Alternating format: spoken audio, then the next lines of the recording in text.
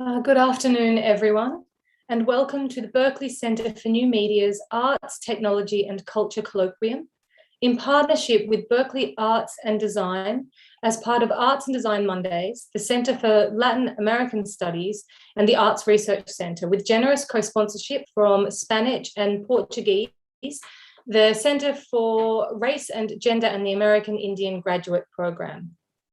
My name is Emma Fraser, and I'm a lecturer in New Media and Media Studies, as well as an executive committee member for the Berkeley Center for New Media, which we also call BCNM. BCNM is an interdisciplinary research center that studies and shapes media transition and emergence from diverse perspectives. Through critical thinking and making, we cultivate technological fairness and equity in our classrooms, in our communities, and on the internet. Our Art, Technology and Culture Colloquium, founded in 1997 by Ken Goldberg, is an internationally respected forum for creative ideas. Free and open to the public, it presents leading artists, writers, and critical thinkers who question assumptions and push boundaries at the forefront of multiple intersecting fields. Last year, BCNM started an Indigenous Technologies Initiative to explore questions of technology and new media in relation to global structures of indigeneity, settler colonialism, and genocide in the 21st century. This year, the theme of Indigenous technologies is braided throughout our event season, and we're excited to continue to build on this intervention and host speakers and events that contribute to this integral body of knowledge. BCNM is committed to promoting technological equity and justice. As such, our free events are inclusive, respectful, and harassment-free spaces. Any attendees who violate any of the community guidelines will be removed from the event and may be disallowed from future online events. If you are new to our events, please read our community agreements, and we'll share a link to those in the chat now. Our first value this afternoon is to honour the land.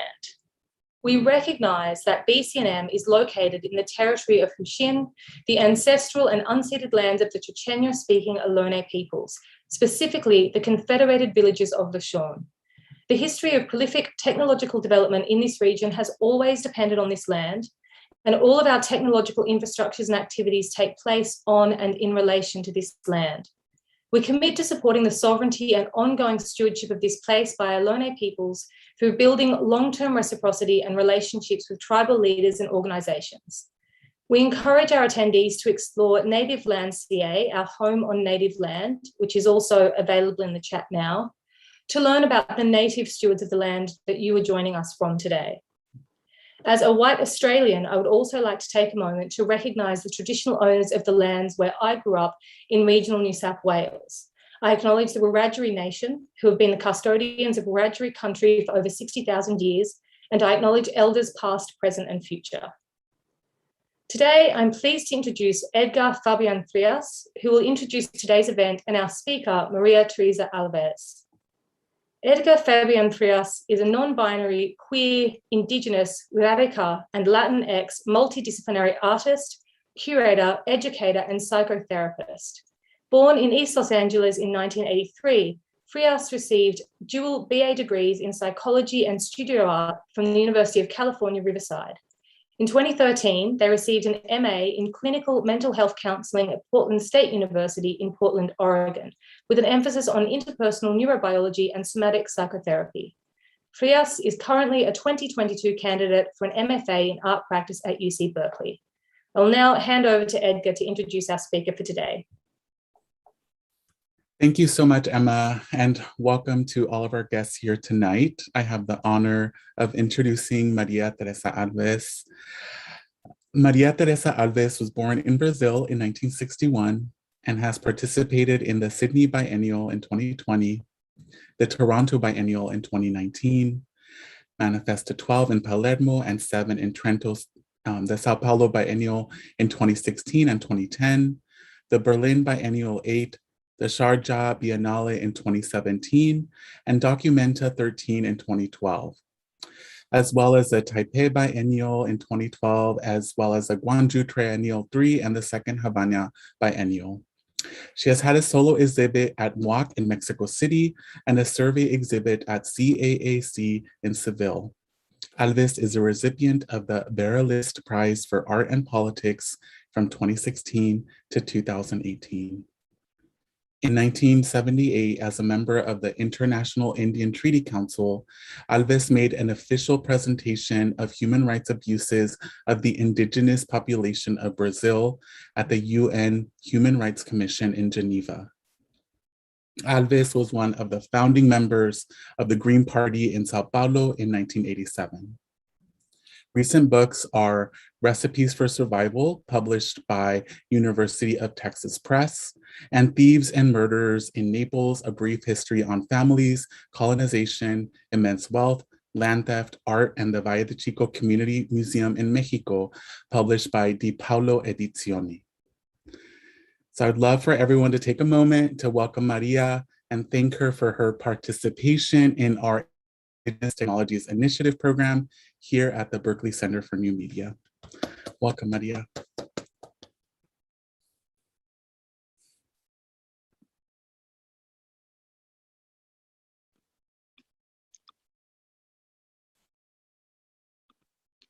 So thank you for having me here, for the possibility to speak here, there. I'm in Naples.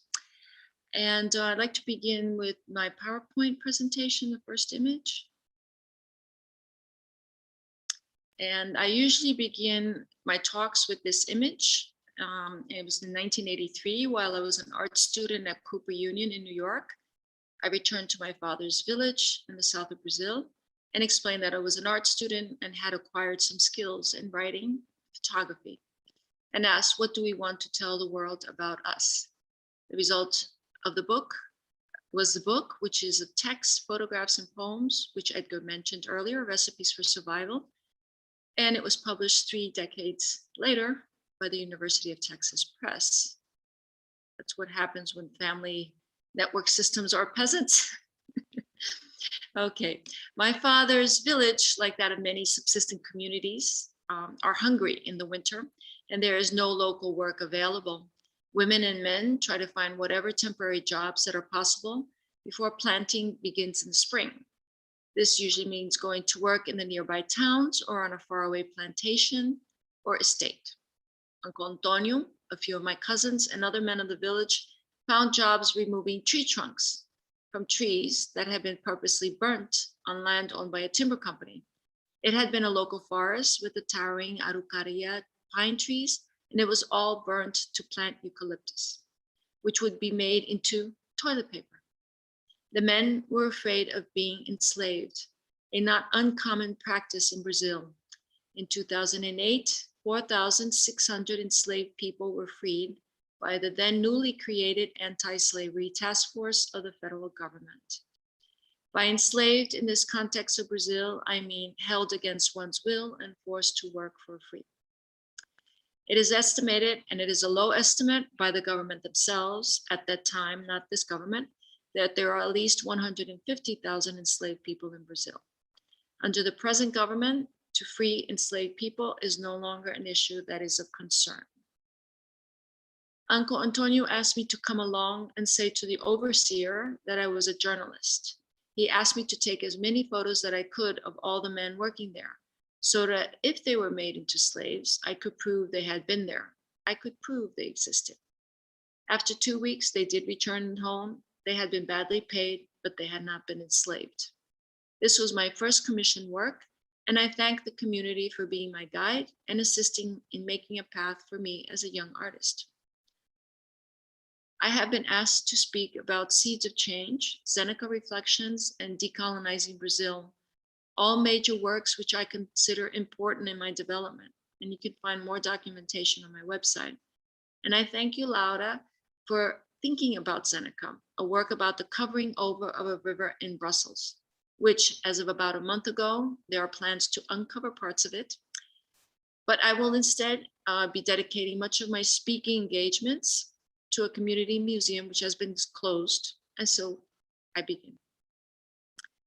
Colonial practices and cultural repression by the municipality of the Valle de Chalco against the community museum of the Valle de Xico. And the community response is, it is our 25th anniversary and we are still here.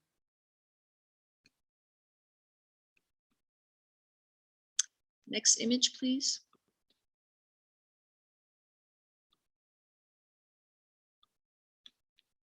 Sorry, I'm trying to scoot a little bit. Okay. This was Lake Chalco, where Xico had been an island. These are the words from the Valle de Xico Museum.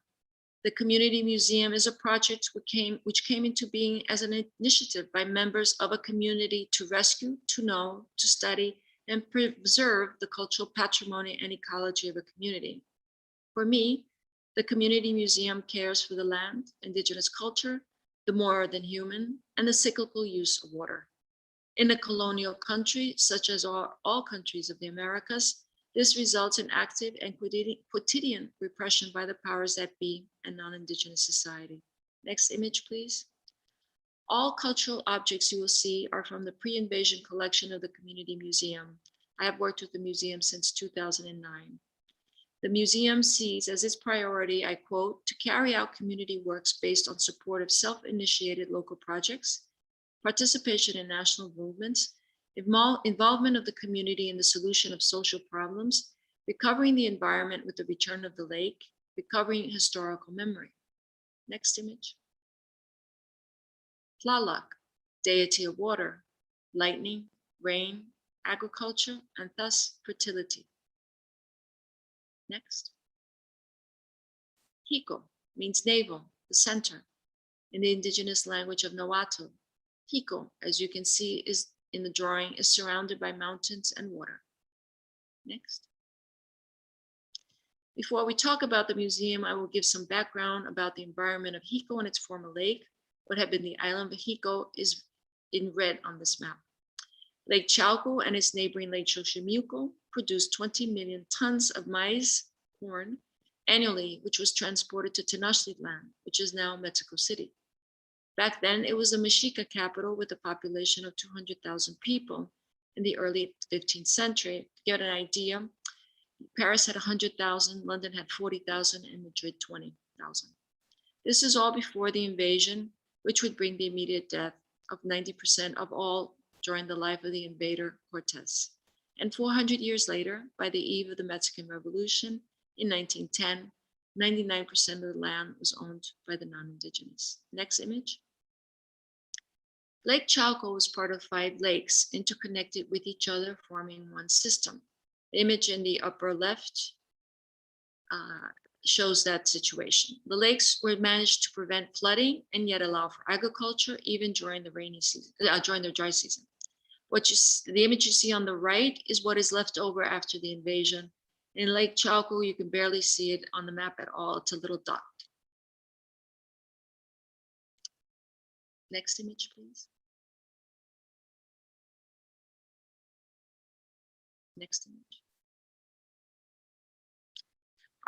Artificial islands for sustainable agriculture floated on Lake Chalco. That's what you're looking at. You build up with branches, a type of very large basket. You fill it with rocks, and then you scoop up the earth, which is very highly nutritious in the lake. You put it there, you plant your seeds, you plant some ahuehuete trees. The roots go down and they join to the lake bottom, so your vegetable garden does not float away. And these are called chinampas, and they absorb the water from their lower extremity. Thus, there is no backbreaking work to irrigate the fields. The engineers began constructing them around 1400 before the Common Era. They are considered the most productive agricultural method in Mesoamerica. Next. Heheteotl, deity of fire, creator of life. Next. At the turn of the 20th century, all the water of the lake was taken by a Spanish colonizer who bought the island, but not the lake. That had been communal. His theft of the waters caused the destruction or severely affected 23 towns or communities and destroyed the economic base of the people of the land. This image is of the Spanish colonizers' private army of 250 soldiers. They violently removed the original peoples, the Chalcos, from their home in the island of Xico. The image is from a museum in Spain, which celebrates this army. Please remember this building in the background. You'll see it at the end of my presentation. Next image.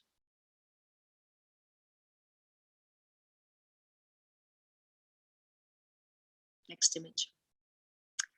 The ecocide of the communal water of the lake resulted in what you're seeing, a land forced into being a plantation and for the raising of cattle. In his homeland back in, no, you skipped one, go back to the other one, thanks. In his homeland back in Spain, the Spanish colonizer continues to be admired for this act of massive destruction today. The desiccation of the lake is an act that will last forever for the water, the land, the more than humans and humans. Next, please. The systematic destruction of the water system began immediately after the conquest of Mexico. All the 5 lakes began to have their water removed. And then there was no more water in Mexico City. And so the city began to steal the water of the people of the lands which bordered the city.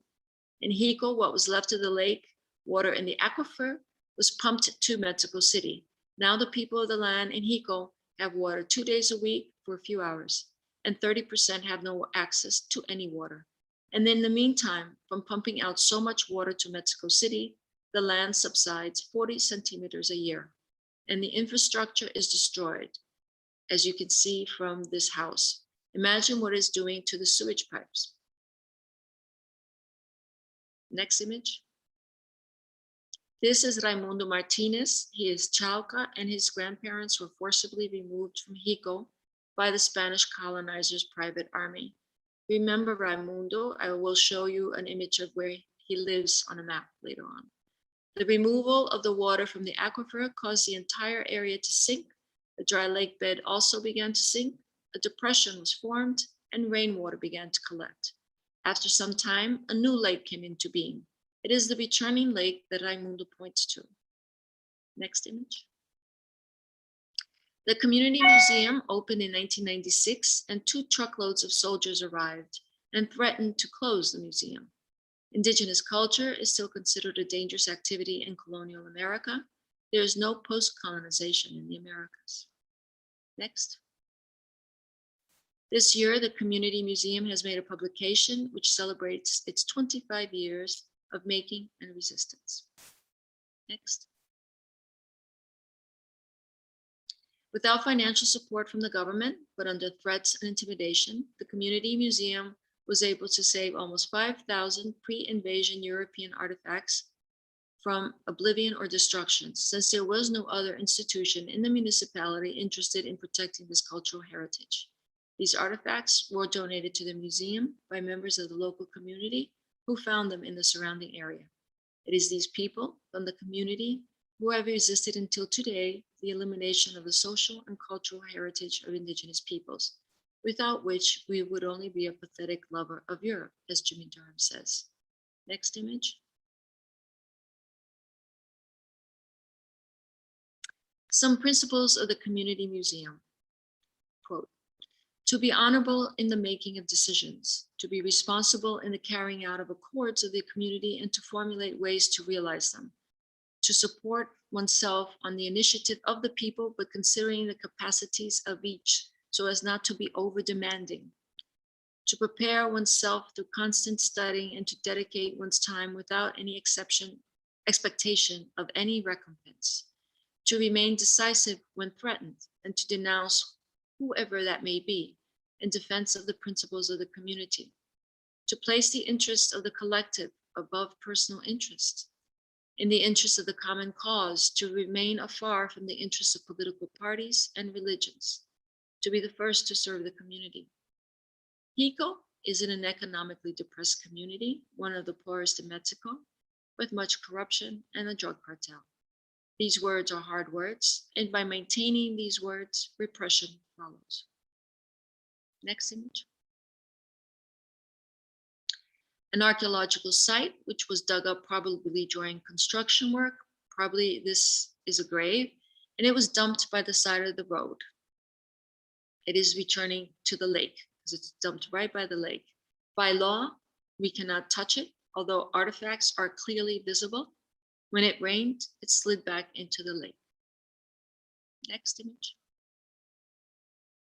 An archaeological site, which due to lack of interest from the state, allowed a developer to build it over. Next image. This is an artifact found by a construction worker who brought it to the museum. and as a consequence, lost his job. And jobs are not easy in this area. Next image. This is the top half of an incense burner, and smoke comes out of the hole. It is the local volcano, and the smoke that comes out becomes its surrounding mountains. Next. This was the museum in 2009 when I first met Genaro Amaro Altamirano, the chronicler of Xico and co-founder of the museum. Next. These are household deities. Next. These are members of the museum. They find artifacts. The man with the cattle, Onesimo, finds them because he looks down to look for grass for his cattle. Cristina, the young woman, does so as a botanist.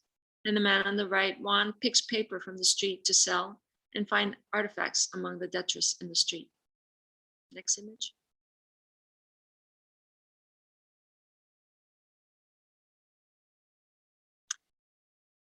As part of my work for dOCUMENTA, Return of a Lake, members of the community and I walked and documented the situation of the environment as a consequence of colonization.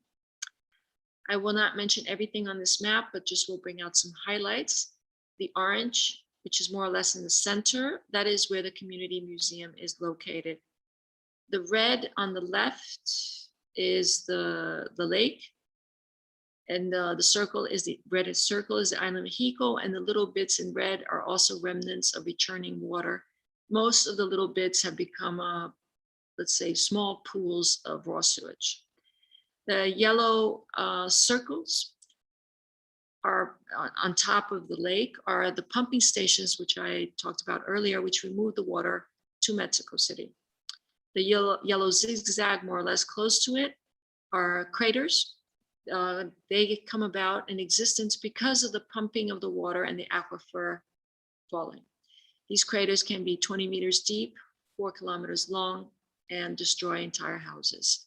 The yellow square further on the lower down on the right is where the first earthquake in the region was documented in 2012, right when I was doing dOCUMENTA. And it is the result of excessive removal of water from the aquifer. And this is where Raimundo's grandparents were forcibly relocated to. And it is where he lives to today. And so the Spanish colonizers' removal of the water has extremely drastic situations now, such as an earthquake. The green further up, which is kind of like a sharp turn there, is a raw sewage canal known as the Canal from Hell. It is the conduit for the industrial waste from several factories and of untreated household waste of 10 municipalities with a population of 5 million people. The purple right on the intersect of it is where the canal usually breaks. It is between a mountain, that's the purplish part, the light blue, whose trees were removed as tribute payments in the early days of colonization. Thus, the water just runs down quickly with nothing to stop it except the wall of the canal, which then breaks. And the people, and this is the cheapest place to live in that region, between that mountain and the canal. This is already an extremely poor neighborhood. And in that area is where homes headed by women are.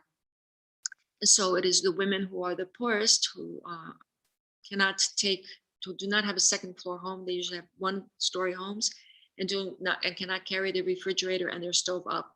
So when this situation happens, they lose everything again and again. Next image.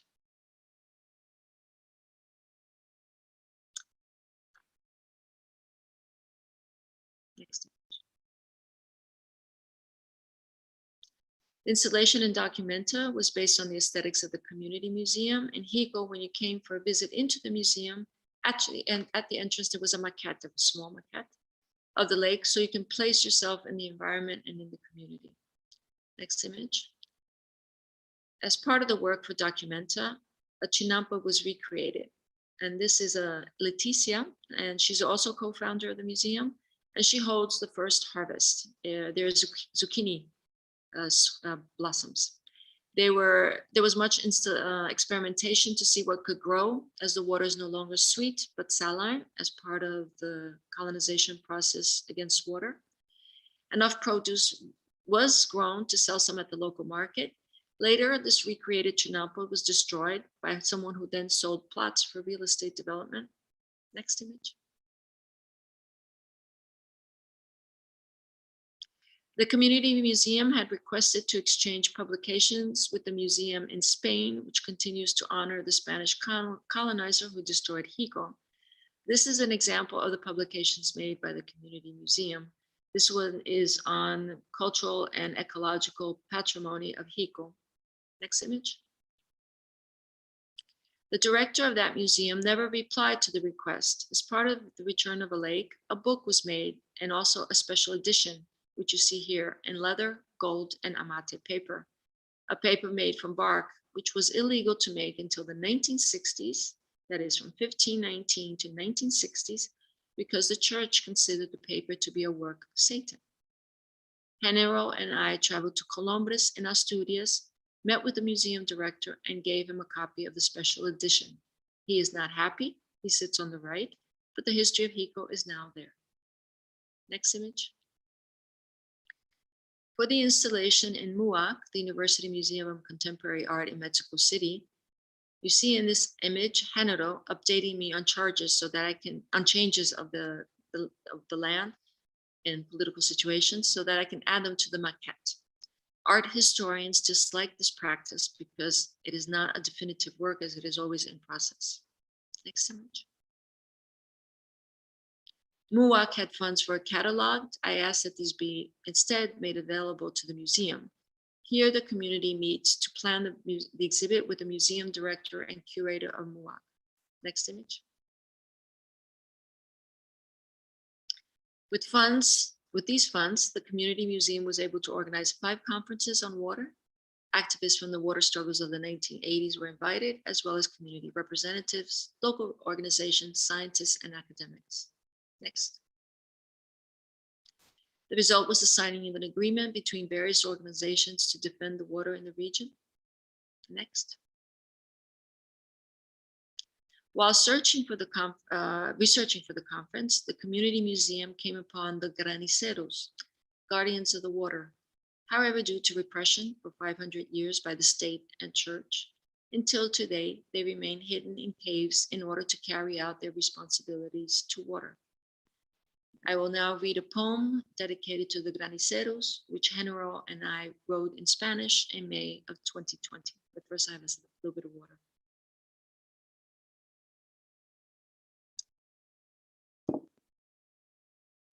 Graniceros of the Chalco and Meca region in the state of Mexico. They manage the forces of water, lightning, hailstones, thunderstorms, drought, hurricanes, and the rainbow. They make petitions for rain to grow beans, corn, and squash. They make petitions for rain, for life. They have hidden for the last 500 years. They are still persecuted by the church. Hidden, maintaining the sacred cycle of the relationship of water and life. Still hidden, they continue as guardians of the water cycle. Hidden in the corners of the mountain where water springs up and where life is generated. Tlaloc, half jaguar, half snake, walks among the marigolds and guides the rain. In the mountain, at the edge of the forest, where mist is a place, Tamuachan is there, the flower garden, the place of origin. Tlatlocan, paradise is there. The cosmic tree is there, a celebration of the cycle of water, life, and vegetation. The settlers, they continue to remove the water from here to bring it over there. They continue to take the bodies from here. They continue to take the lands from here. They continue to make the culture from here. But on May 3rd, the people still petition the rain so that there is no lack of crops. With white flowers for the clouds and blue for the sky, they cover the altars and temples of the mountain and are sprinkled with blessed water. And to Tlaloc, they offer more flowers, fruits, and even more. The rains that Tlaloc brings make the mushrooms sprout, and the father of the forest, a spirit, is born. It is the Nenito mushroom. Ingested, a dialogue is created in the sacred mirror of the Tetzcatl between those of here and the spirits. And so the sacred is built, and so the divine of the mountain is built. It is that moment to remind ourselves of the precipice that we are in. Next image. Next image. After Documenta, the community museum held group meetings and an art collective was made, which held regular talks and exhibits at the museum. Next image. The museum works with other communities who want to make their own museum. Workshops are held on what is needed to make a museum, and groups are formed so that decisions and different possibilities are available. Next.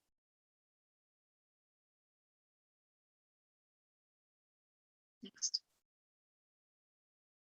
In the state of Guerrero, the museum was giving a workshop on how to organize a collection of artifacts, how to package them, how to protect them, how to display them, how to repair them. They were not able to continue with the workshop as security forces arrived and they were forced to abandon their work. Next.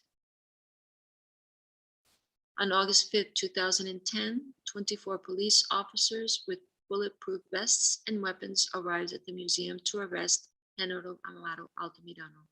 These were the people who tried to protect Género. Raimundo, a school teacher. Yesenia, who worked in the market. Yawaka, who is a baker, and me. We were able to negotiate a lawyer for Mr. Género. Next image. Periodically, Género is considered by the local government to be the greatest threat to the region, and this in a region of high crime and a drug cartel.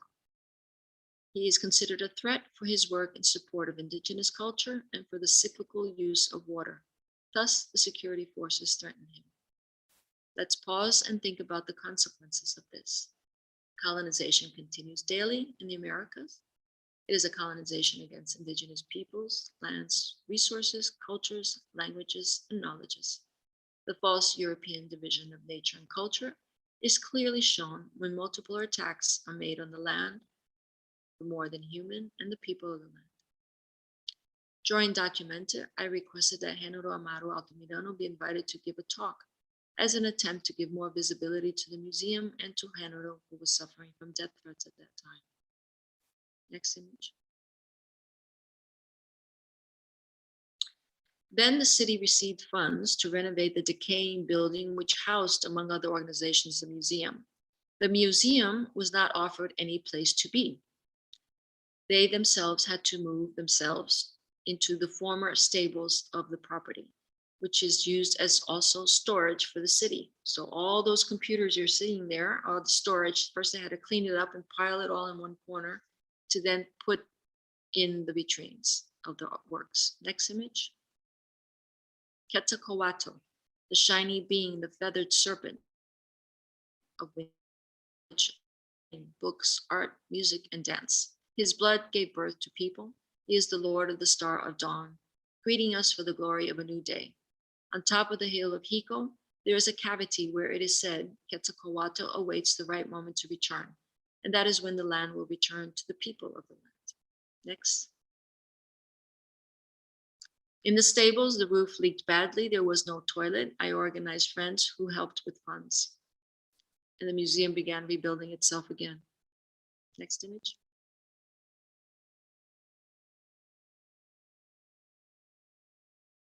Next image. The sky beholder, responsible for following the path of celestial bodies. You will see that her head is facing up. It's quite a magnificent sculpture. Next image. Next image.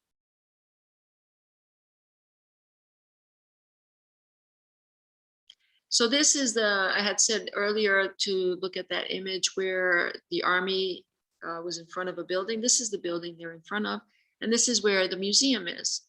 The museum was able to reopen in the newly renovated building in 2018.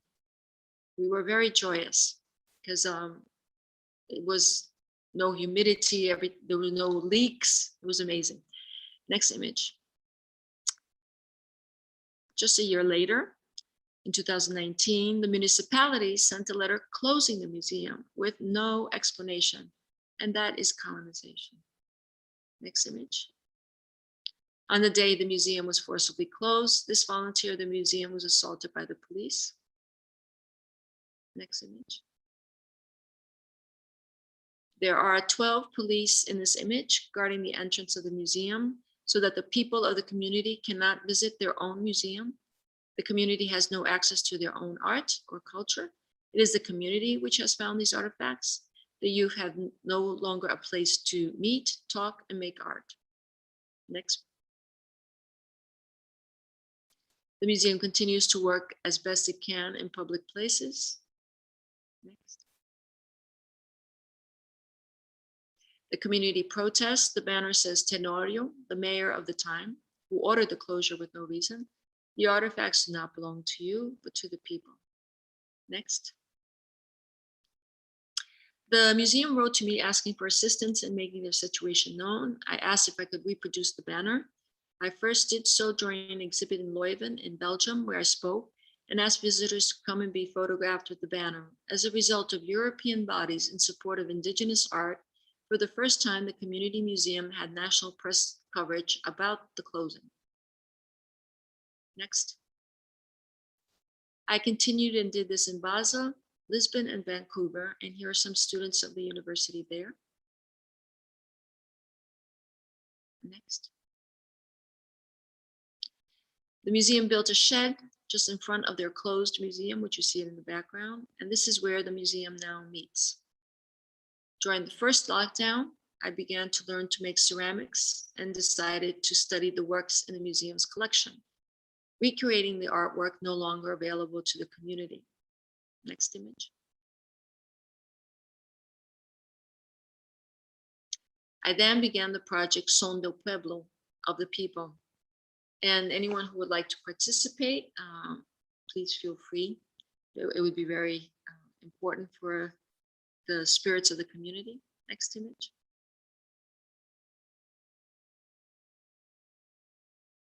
Next image.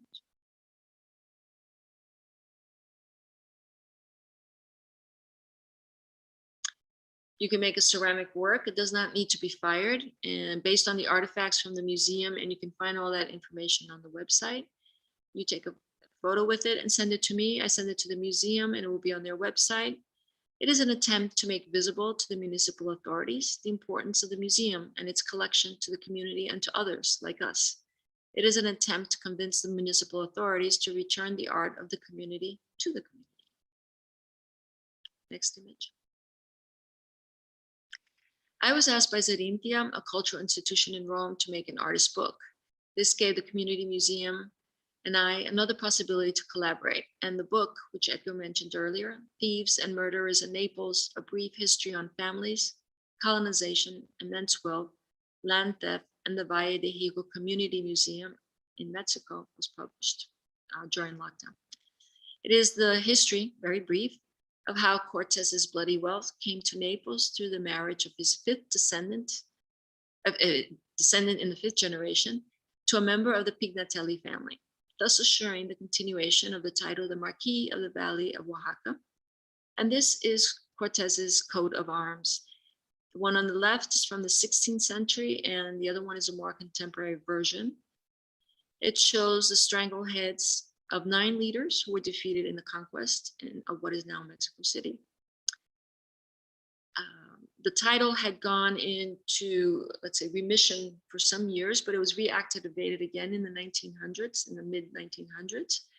And the title will now soon be held by a Spanish descendant who works for her aunt's art gallery in Madrid and Mexico City. Next image. Xico is listed on documents formerly held by the Pignatelli family as tribute payers to Cortez and thus the Pignatellis.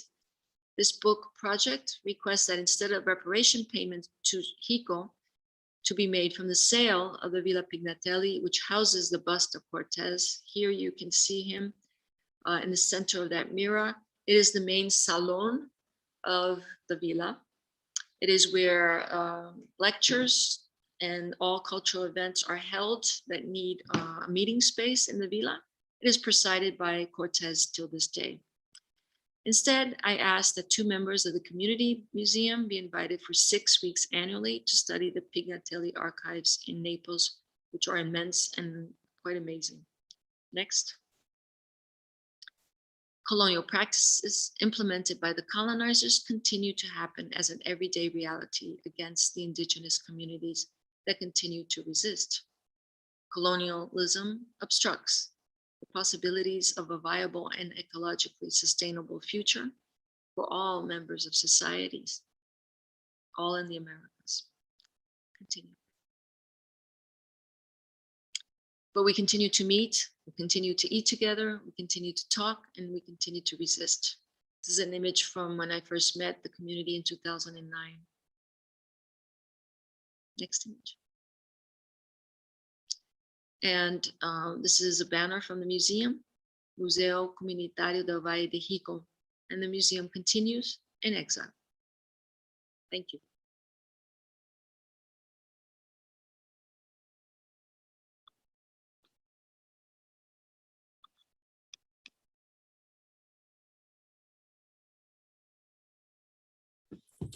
Thank you so much, Maria. Oh my goodness. I'm so grateful for you sharing all of this. And yeah, I just want to take a moment and just to take this all in. I feel like you've just shared a lot of information and want to ask folks who are here with us to please, if they have any questions, if they would like to ask Maria any questions about this work, to just let us know. You can add it to the Q&A or put it in the chat. Y también hablo español. Si hay preguntas en español, podemos también tomar algunas preguntas en español. Si alguien quiere comunicarse con nosotros aquí, yo puedo traducir en inglés también. ¿Ok? So vamos a tomar un momento aquí, nomás para que las personas coleccionen sus preguntas. We're going to just take a moment here. Just to receive some questions. So I see a couple coming in already. And then Maria is going to just take a moment here as we write in our questions. And I definitely have a couple myself that I have been thinking about. Yeah, definitely agree, Laurel. Thank you. And thank you for sharing that. Yeah, so please bring in your questions, folks. I'm definitely moved by this work, this act of solidarity, and also just seeing the resilience of the community and the different ways that they've, been able to reorganize and, rethink their structures as they've been met with this, onslaught of violence, unfortunately. Yeah. So please feel free to continue to add your questions. I'm really grateful for the folks who've sent some in already.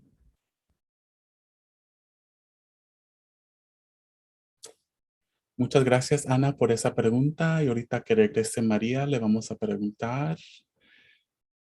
Thank you, Anna, for this question.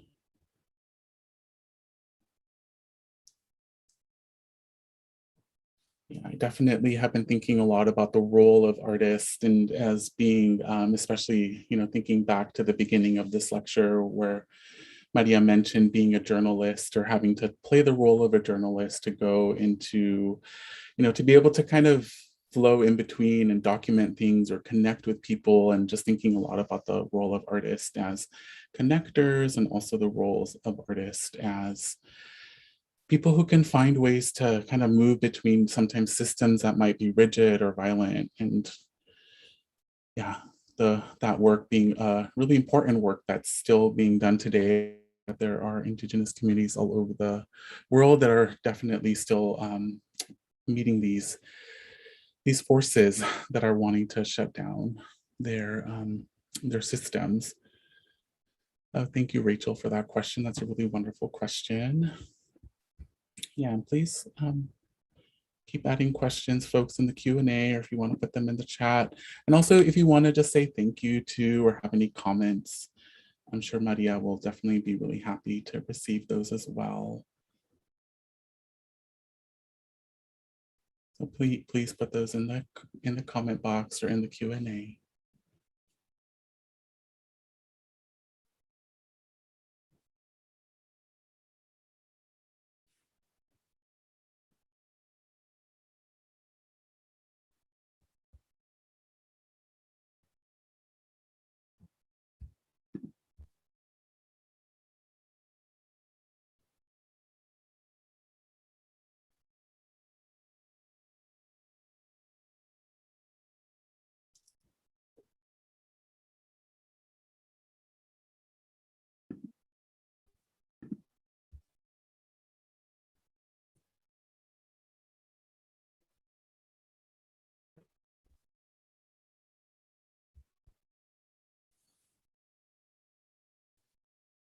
Mhm. Yeah, thank you everyone for adding your questions here. Yeah, and so much gratitude to Maria for sharing all this information and just seeing the length of this project and the different iterations it's had to take and continues to this day. I'm just really inspired by the resolve and ingenuity of the community there, as well as the ingenuity of Maria too, of connecting the community to people all over the world as well and bringing this message forward. Yeah, and I see Sophia's question here, and I think that's a really good question. We can maybe ask her when she returns to, yeah, just thinking about what is threatening about this museum.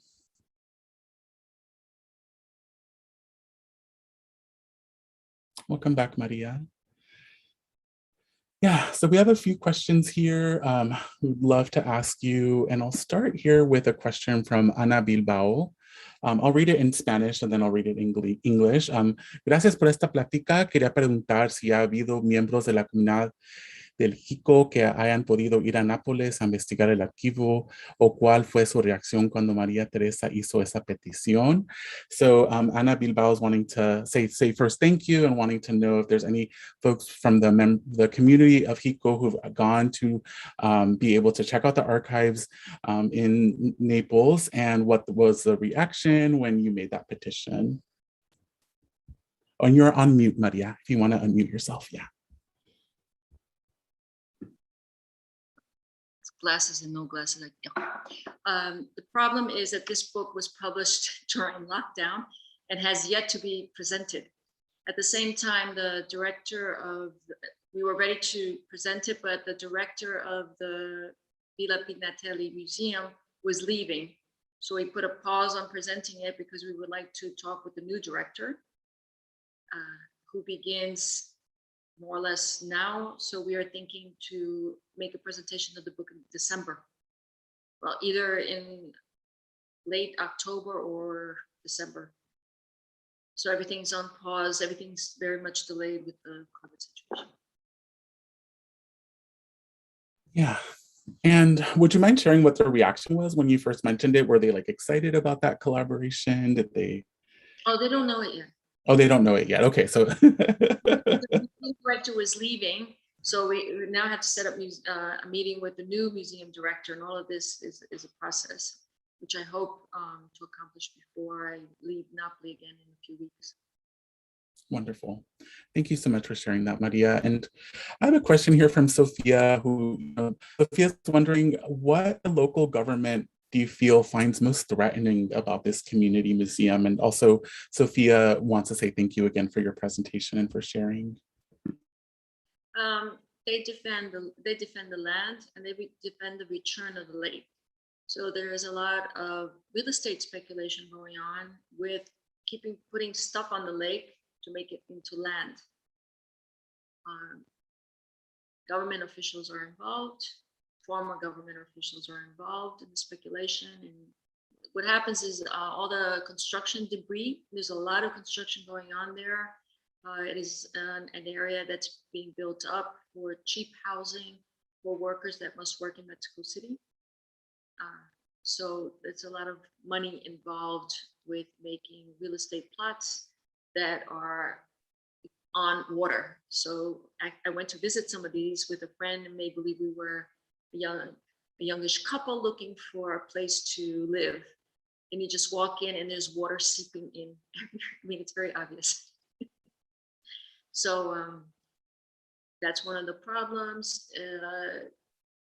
To be in support and proud of indigenous cultures is a problem in many parts of the Americas. And so there's much conflict when you have a museum that is showing these artifacts. The church still considers a lot of these artifacts to be satanistic. So at one time in the community museum, when they had to leave one place, they found refuge in a church. And then that priest left and a new one came in and said, get the devil's work out of here. Then they had to unpack everything, find a donkey, things on the donkey's little cart and take it away. And so this is the continued situation, very colonial setup. Yeah, definitely. Yeah. And yeah, I think it's threatening in many different ways, right? And to the almost like the structures, right? And I think it makes me think of the agreements that you read earlier around parties and religions, kind of sometimes, you know, not having the community's best interest, right? Or kind of working alongside some of these other systems too. So I wanted to read here from Jacqueline. Jacqueline Tobias says, I'm shocked hearing this story. This community museum feels so active and current, and it seems that the state would only want to upkeep the image of Indigenous art and culture in the past. And by taking the art and keeping it away from the people is a violent way to do this. I wonder how else can we help as people who now know about this? I think what I had mentioned earlier, this by accident, what I did in Leuven, it was just because when they asked for assistance in getting this information out, I was having a show there. And I said, well, Leuven is a very wealthy community and maybe somebody has something that can help. And then I thought, well, I'll just do this and see what happens. And it really was the fact that it was well off European bodies on display behind this banner that got them some press coverage nationally for the first time. This was many months after they had been closed.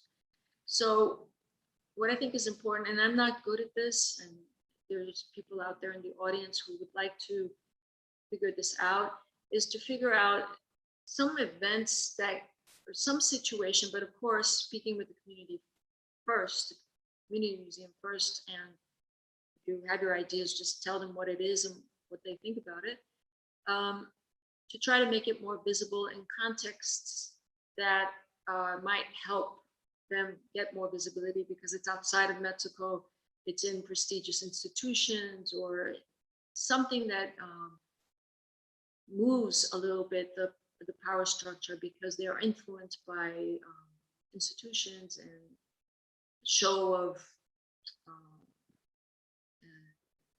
power or something like that. And if we could figure out situations, I don't know, my brain doesn't work very well like that. I've done what I could, and I did the Son del Pueblo, but I don't know how more to move. If somebody has suggestions, that would be also very helpful. But if you want to get in touch with them, please just go to the Community Museum's website and talk to them about what you might suggest.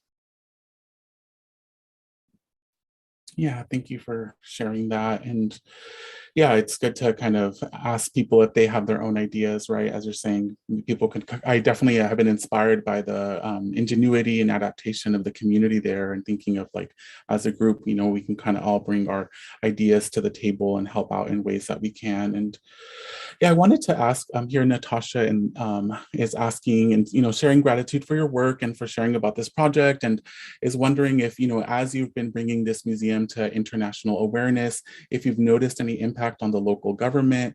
And Natasha is also curious about how you came to be involved working with this museum in the beginning. First, I'll go back and say, I don't know, maybe, you know, organize some Zoom parties with making the ceramic figures. So it's not just one person, but several, and then maybe put it on YouTube, and you know, with the word, the community support for the community museum, which has been closed by the municipality of Valle de Xico, because then that puts focus on the municipality and on the community museum. I think that might be something interesting, like Zoom pottery parties. I don't know. That just came up right now. The question was again, sorry, Natasha's question. Yeah, if you've noticed any impact in kind of bringing this to an international awareness, if any impact on the local government there, and also wanting to know how you got first involved in connecting with the museum. The only local impact I've been able to have was the help with getting this national press coverage once. To use my presence to help negotiate for a lawyer. Not much else. One tries to do one's best, but there's a structure. And how did I get to know them? I saw a pamphlet from the museum in Spain celebrating this colonizers' destruction of the lake. And I thought it was very strange that Spain's celebrating an ecocide and is part of the EU, and there's an environmental program of sorts, which was I thought very strange to have this public admiration of destruction. And so I thought, oh, next time I go to Mexico, I want to look at what's happening there. And I came on a trip for some other work, and I just went there. And then I walked around, and then I asked a local, I said, is there a community museum or organization or cultural center? And they said, yep, up the hill. And I went there, and then I met Genero. We began a process of first not trusting each other, because the political situation, as you know, Edgar, is very strange in Mexico. You never know clearly where people stand. And we danced around each other for quite some time until trust could be built, and that's fine. It's important that there's time to do that, that we don't make mistakes, especially if you're a community activist and leader. You need to be careful. Then we began, I just asked them, I said I was interested in the desiccation of the lake. I was an artist, and there's certain things I could do, but I'm not very good at portrait painting, all these normal activities associated with European art skills. And I wanted to know what I could do. They called a community meeting, and they authorized me to tell their history. They very much wanted a book. And I very much wanted to recreate a chinampa, but they very much wanted the history to be told. So that's why we have this whole structure that was presented in dOCUMENTA. I would have done just the chinampa, but it was a request. And so I did that whole structure with all the information that you don't see in the image, but there's all these little panels with information about colonization in 500 years. And that's a way to figure out how to work for the needs of the community, for your needs as an artist. And we got the book done, and we got it inside the museum in Spain. Wow. Yeah, I really appreciate hearing that you got inspired in Spain, and then for it to come back to Spain, you know, after your work with them and being able to connect with them. And yeah, I think, you know, this makes me think a little bit about this next question that Rachel Schwartz has here in the Q&A, and is wondering, what do you feel at this moment like the future of the museum looks like in the face of this continued oppression? You know, definitely seeing the different adaptations that the people have taken, but do you have a sense of like what, you know, the future it's going to continue to look like? Oh, I never know about the future. But I just got an email from Genero 2 days ago.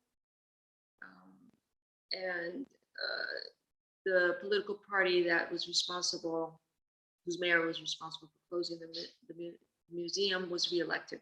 So another bunch of years of the same situation. My dream is that enough people start making these ceramics based on the collection that we can open community museums of the Valle de Xico all over. With small mini collections, and that would be my dream. That, to show that instead of smashing one community museum, all of these came up in other places. Yeah, that's my dream. Yeah, that's a beautiful dream. Yes. Yeah, and it makes me think, you know, this really makes me think about how there are Indigenous people all over the planet who are doing this type of work. And there's a question here from Laurel Sharp, who's wondering if there's any connections that's been made between Indigenous water protectors here in the US and in Mexico, and the people that you've been, you know, speaking about in the Valle de Xico, if there's any connection that you've seen between these different Indigenous networks that are resisting these systems of industrialization. I don't think so. I'm not 100% sure. I don't think so. The problem would probably be the language. You know, this is the situation. but I could ask and find out and give information to Edgar or Lara and somebody, and then you can get in touch with Right. them. Or you can ask the community museum yourself by going to the website and writing. Yeah, and I really appreciate your suggestion of getting onto, YouTube as like a platform that has the ability to translate, languages on their platform too, as a way to also like really spread that outreach. And Jacqueline mentioned that being a really great new media approach of kind of working with networks and helping create more visibility and also bring people together. And I wanted to ask you also, as a practicing artist myself, and as someone who has worked with different communities, I would love to hear if you have any thoughts to share for people who are artists or activists or who are wanting to maybe collaborate with other communities that are needing support. If you have anything you'd like to share about your process or for artists to keep in mind as they're kind of, going to work with other communities. Yes, there's something, when I was going back to my father's village, it's been a long time since I've been there. I stopped by in São Paulo. I was in the States and went back, but it's a long way to get back to the village. So I stopped at São Paulo and did it bit by bit. And I met with Paulo Freire, who did pedagogy of the oppressed. And I explained to him, I'm the daughter of a peasant, and my mother's a maid, and here I have all these skills that are acquired in an elite art school. And there I'm coming back to this village where the majority of people are illiterate. At the time, it was an extremely poor village. Now with the new government, but before with the previous government, it was in a better situation with food and everything. But it was a hungry village, and I said, I don't know. I would be so different from the situation there. There's no running water, there's no electricity.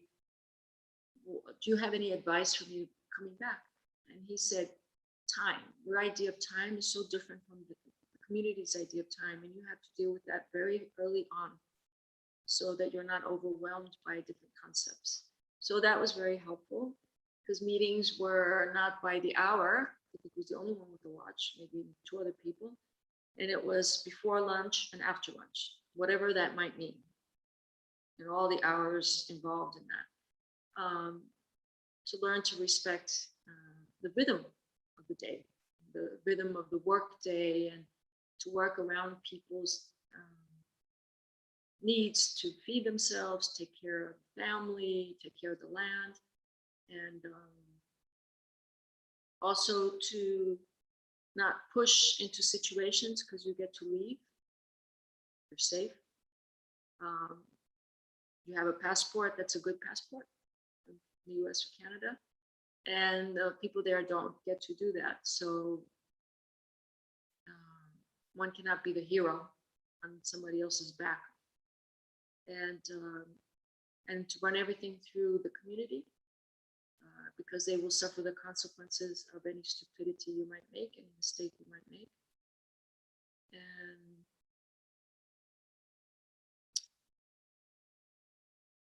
there probably will be other things I will think of, but at the moment, this is what I can think of. Thank you so much for sharing that. Those are really, really important elements to keep in mind as you're working, with other people. And, I think speaking of this, you brought this up a couple of times in your talk, like, especially going back to your first project where you, I don't know if you were pretending to be a journalist, right? To think about like the role of hiding or shifting, information, knowing that there are systems that are, out there persecuting and violent, and that sometimes that we can, I'm thinking also about the graniceros that you brought up too, that hide in caves. And so just, I don't know if I have a full question around this, but just thinking about the element of hiding or of kind of working with these systems, if you have any thoughts around that of, the role of kind of, pretending or hiding or kind of creating another story. Because I know as an artist, sometimes I've had to like write grant proposals where I'll like use certain writing, knowing that I have another intention, but knowing that in order to receive support, you have to kind of work within certain parameters. So I don't know if you have any thoughts around that, knowing that as artists, we sometimes have to be flexible or find ways to really work with the systems that are in place. I think it's important to figure out how to work and what is needed, what the community requests. And so there I was asked, in that instance you talked about my father's village, my uncle asked me to say I was a journalist. So I was asked to say that, which I did, so I could document and bring some power to bear on the situation. So the idea was to create a scene where the overseer knew that there was somebody from the outside who could blame them for something if these men went missing. This same uncle, and he's illiterate, he was under very huge financial strain, and we're talking about huge financial strain being $200, but their money was very tight, and so he was desperately he was digging up the country, looking for gold. And this is a poor village, and I asked my uncle, I said, who would ever have enough money to bury any in this whole area? I mean, really, realistically speaking, there weren't even robbers that could rob that amount of money, even, years ago. But he was just very desperate. And then he asked me to go with him on a digging expedition. And then his wife said, well, what happens when the ghosts come out? And he says, she can just say, I'm the photographer. I have nothing to do with it. And I really liked how he's illiterate, but very savvy. So he knew enough to know that people use their jobs to remain out of a situation. So I just say you're the photographer, you have nothing to do with it. So I thought that was very, very quite amazing what he did there. And one time I did something that more on where you're thinking was when I was in Senegal for artist in residency. It was 3 weeks, and we were 12 artists, do research and make work. If not, that's okay, but I wanted to make work. And I went out to the countryside because I was in a small town, just walked into the savannah, into the countryside. And I would go with a big drawing pad. I don't draw like that, and I can draw, but that's not something I do like this. But I know I needed something to show people I was an artist, that a symbol. And so I went with the drawing pad and basically did nothing during the whole time, but look at the white paper and the land and people, to get people to talk and to be able to say, oh, I'm an artist. And that was one moment I did something like this, just to use as a way to open up a conversation. Yeah, definitely working with props and like also working with perceptions that people have of who's safe or not safe sometimes within these certain spaces, right? And yeah, I'm thinking a little bit about, the different forms of violence that you've named, where there's like physical violence, where people are being physically displaced and, sometimes even murdered and their homes taken. And then also other forms of violence that show up in like more administrative ways, where there's like a letter that arrives and people are then forced to leave. So it's not done through an act of force, but it's done through like administration, right? So there's like another way that these systems are using their power to create these really ill effects on communities. And I guess I'm just like kind of thinking a little bit about how, as you've named, this continues to this day and is shown up in many different ways and continues to be, kind of affecting different people. And I think as you shared, that it's something that's plaguing many, many people like around the planet. And I'm just wondering, I think one question I have is there anything that you've learned to kind of be able to see this, to notice it, to kind of see it when when it's present, knowing that it does shape-shift also and kind of take different forms. If you've been able to kind of see it, because I, definitely thinking of like different communities that are, in danger of having their land taken or have their land taken, or different corporations that move in and, usurp different treaties, that have been placed. Is there anything that you've been able to kind of notice when it happens to help people kind of see it when it's there? Just amazing angst, because obviously the people of the land feel it very quickly. And the angst situation starts to build up and causes much damage within the community, with much internal fighting going on for things that, as you from outside that community, you think, why are we fighting about this? There are other things to fight about. But these are very stressed out communities, and pressure points are being applied by the powers that be, and resulting in situations that trigger internal fightings and destruction among the community themselves. And yes, they are feeling it, but they are under such pressure that there is no way to look out easily. There is immense violence, health problems, money problems, food problems, job problems, and this becomes all too much. So even within one family, stress breaks the situations apart.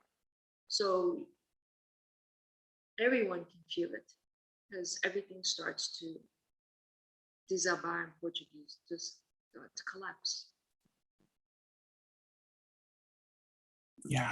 Yeah, that emotion of angst, that, like, as you're saying, that kind of noticing the system being affected and really affecting everyone, that's like directly being impacted. And also, as you're saying, people maybe from the outside being able to witness and see that as well.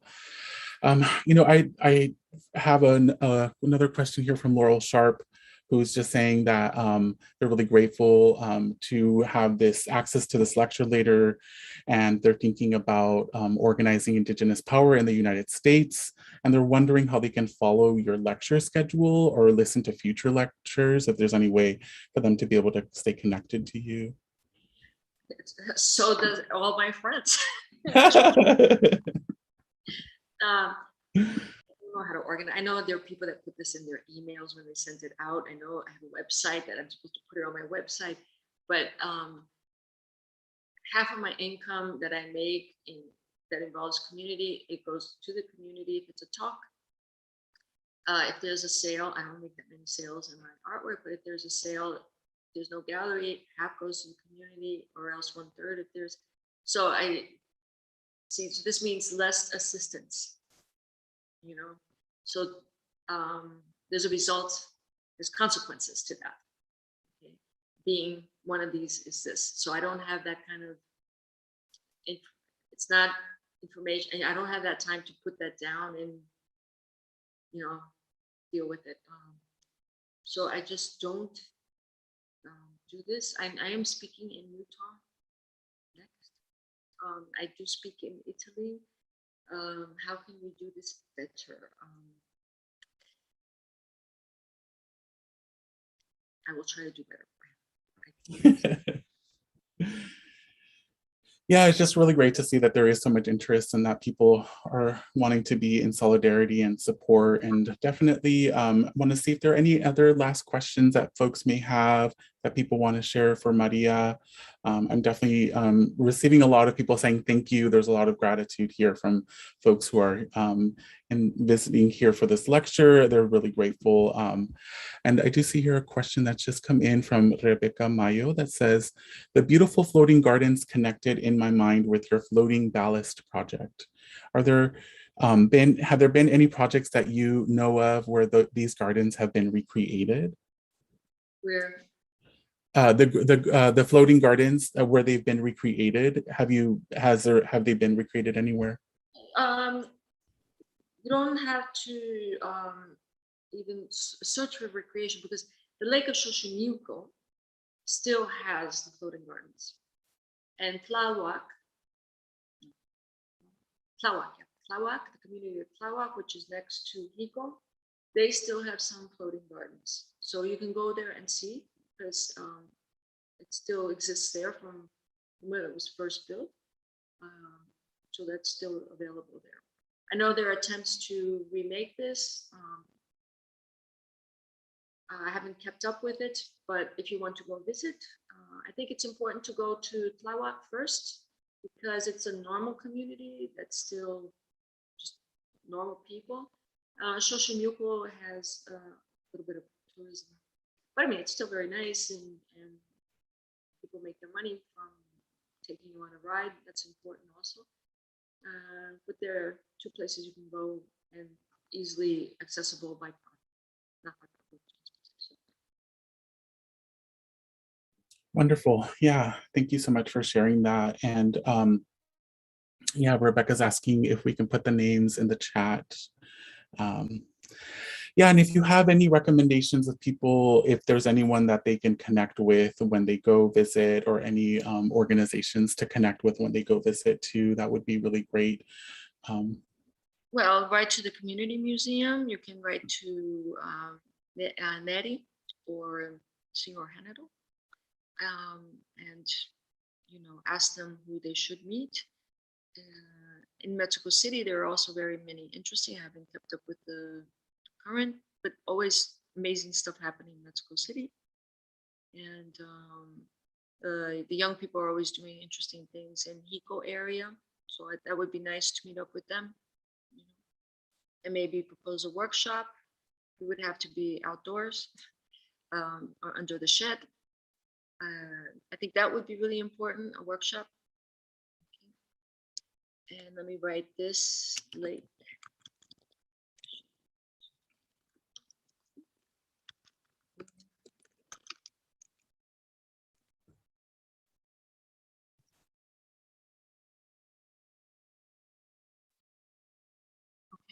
Those are where the Lake Xochimilco or Lake Tláhuac, where they still have the gardens. Wonderful. Thank you so much for sharing that. And I'm gonna make sure everyone can see it here. Okay, and I see here Karen L. Bennett just shared, thank you, Maria, for this important talk. Yes, Xochimilco is a touch touristy, but there are local scholars and descendants who know the entire history. Yeah, and definitely really appreciate your recommendations of connecting with the museum and proposing something, collaborating, working with them. Yeah, and people are sharing the ceramics Instagram that you shared as well, and knowing that Instagram is down right now, but once it's back up, we can connect with the folks there too. And I just want to say thank you so much, Maria. This has been such an incredible conversation. If there's anything else you'd like to share, definitely feel free to share.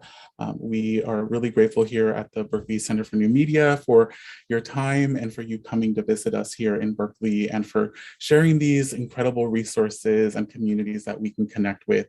And I'm really excited by your suggestion of hosting a ceramics workshop on YouTube. I have a YouTube channel, so I'm like, yes, that would be such an amazing thing to do, and would be really great to be able to connect with the community as well. And for those of you who are interested in the reshare of this stream, there's information also in the chat too.